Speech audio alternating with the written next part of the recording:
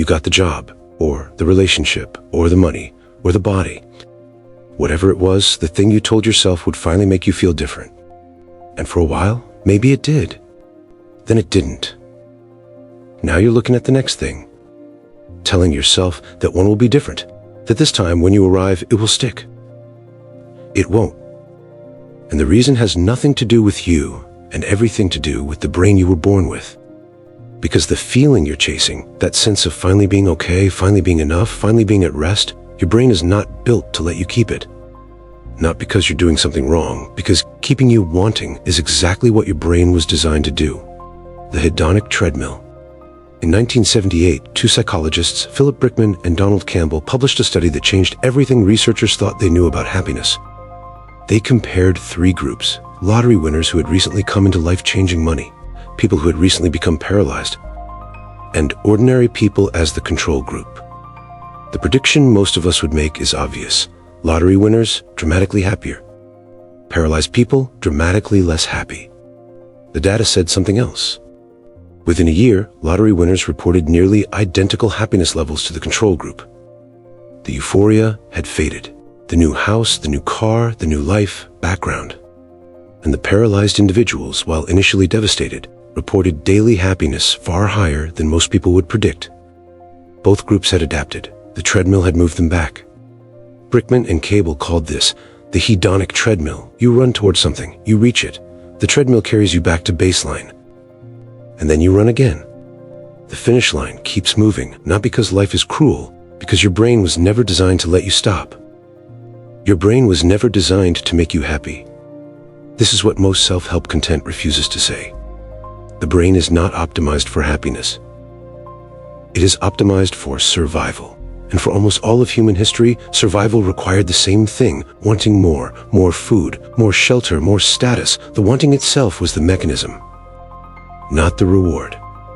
Dopamine, the chemical most people associate with pleasure, is not released when you get what you want. It is released in anticipation of getting what you want. The craving feels better than the having. The chase feels more alive than the arrival. And the moment you get there, the signal drops. Your brain registers the reward and immediately begins scanning for the next target. For a hunter-gatherer on the African savanna, it was a perfect system. Never satisfied meant always searching. Always searching meant more food, more safety, more survival. The restlessness wasn't a problem, it was the solution. But you are not on a savanna. You are in a world of infinite things to want, infinite achievements, infinite ways to compare yourself to others, infinite promises that the next version of your life will finally be the one. Same ancient system, completely different environment. And in this environment, the very mechanism that kept your ancestors alive becomes the thing that quietly prevents you from ever feeling like enough. The longest study of happiness ever conducted. In 1938, Harvard University began tracking 268 college students. The study ran for 85 years, following those men, their children, and eventually thousands of participants. The longest scientific study of adult happiness in history. The lead researcher, psychiatrist Robert Waldinger, summarized the findings in the talk seen over 40 million times. The answer was not wealth, not achievement, not status. The single strongest predictor of happiness and health in old age was the quality of close relationships. Not how many, not how impressive, how deep. Men who were most satisfied in their relationships at 50 were the healthiest at 80. Those who were isolated, regardless of wealth or success, declined faster in every measurable way. Loneliness was found to be as physically damaging as smoking 15 cigarettes a day. We built a civilization around individual achievement. The longest happiness study in history says that is the wrong target. The Stoics. 2,000 years before dopamine was discovered, philosophers in ancient Greece and Rome arrived at nearly identical conclusions through nothing but careful observation of the human condition. Epictetus was born a slave. He owned nothing, and he spent his life teaching that the source of suffering is not what happens to you.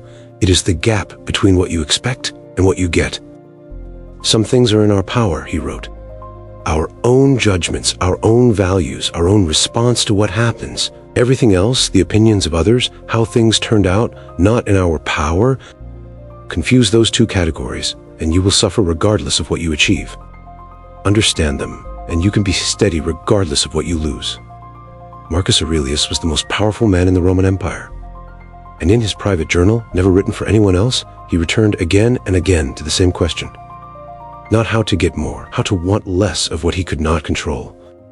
What strikes you reading both men is not that they were wise. It is that they were describing, from the inside, due their own suffering and their own discipline, the same neurological mechanism that science would confirm 2,000 years later. They didn't need a laboratory. They needed to pay attention. The wanting is the trap, not the lack. What actually works? The research is now deep enough to see real patterns. Experiences over things. Spending on experiences, travel, shared meals, time with people you love produces more lasting satisfaction than possessions. Objects become background within weeks.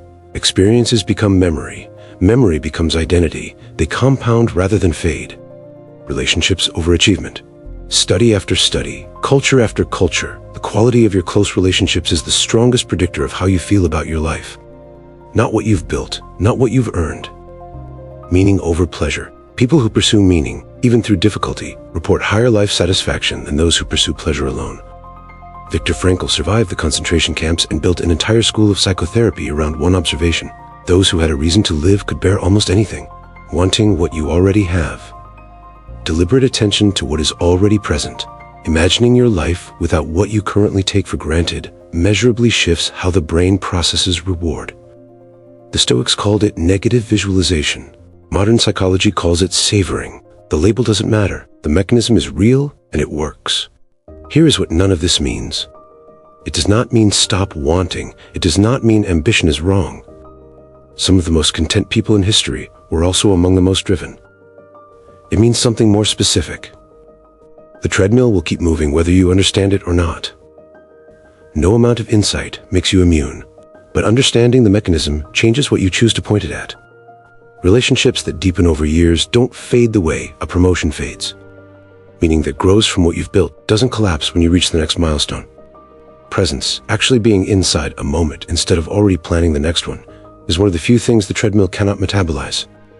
The shift is not a destination. It's a practice you will forget. The old wanting will pull you back, and then you will remember again. But here's what matters. You are already doing it. The fact that you are still here means the question was already in you. The awareness is the beginning. Not the end of the work, but the start of something different. The happiness you were looking for was never at the end of what you were chasing. It was always in the direction of what actually lasts. You already know what that is. The only question is whether you're ready to want it.